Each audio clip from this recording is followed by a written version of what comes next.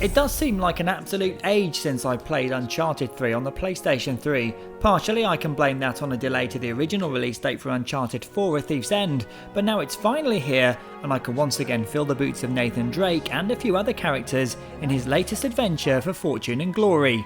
This time around the game spans a long period in Nathan's life. We see him as a small boy jumping rooftops of an orphanage with his brother Sam, take part in a prison break before any of the adventures we played with him in the past, then see him living a seemingly normal life 15 years later, once all the shenanigans we've already played through have happened.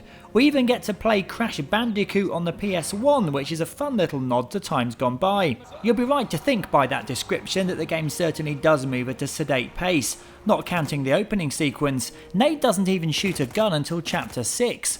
Although the movement and action is great, which I'll come to later, there is also a lot of exposition and character-led storytelling here, which I know isn't to everyone's liking. Walking around a dinner party and seeing long cutscenes not involving our hero is just one of the ways you'll watch the action, but nevertheless, it does look incredible. The performance capture here is some of the best I've seen and really makes you warm to the memorable characters.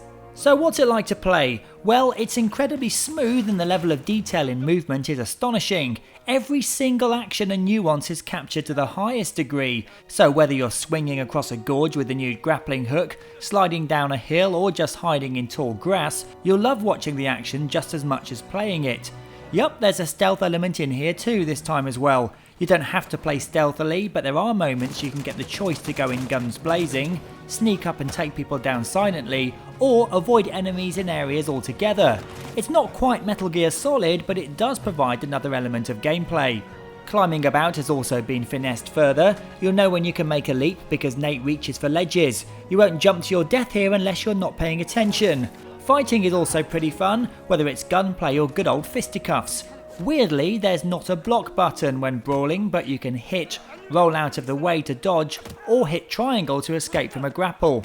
Your mates also join in and the whole thing feels just like a big bar fight you'd see in a western or Indiana Jones. It's solid.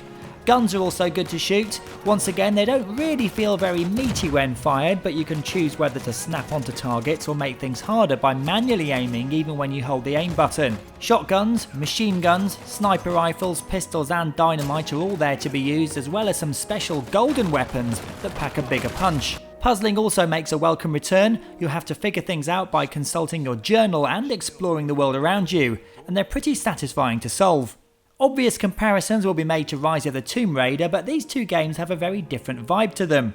Whilst Tomb Raider is all about surviving a situation you'd rather not be in, Uncharted feels more like a buddy action movie with charismatic characters and wisecracks even when scaling great heights or in the middle of a gunfight. This is a fantastic game, but, as with all things so tightly scripted, very linear. It will, however, give you an absolute blast, and when you're done with the story, there's always the multiplayer to get into if you're into that kind of thing.